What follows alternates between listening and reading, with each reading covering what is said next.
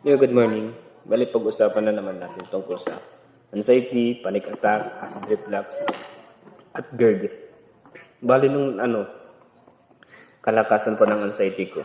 Bali, nung pumunta ako sa bubong ng bahay, tapos aayusin ko yung yero.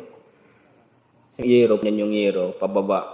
Siyempre, nakaganito ka, yung ulo mo nakababa. Kunyari, ulo mo to nakaganito ka. Alam mo yung pakiramdam mo, parang naipon yung dugo ko sa ulo, sa kamukha. Parang naipon siya na, parang nakaganito ka. Tapos, parang sinakal ka dito. Tapos, yung lahat ng dugo mo nasa mukha or nangapal. Ganyan yung parang nangapal siya.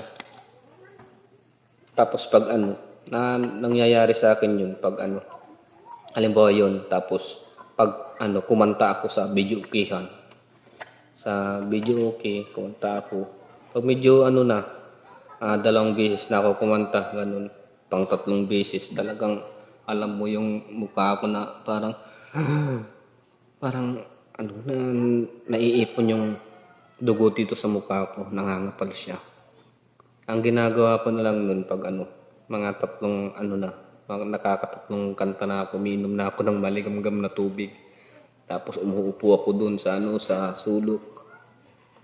Tapos hindi ako pumapayag na ganun-ganun na lang yon. Tapos ulitin ko na naman yung kakanta ulit ako.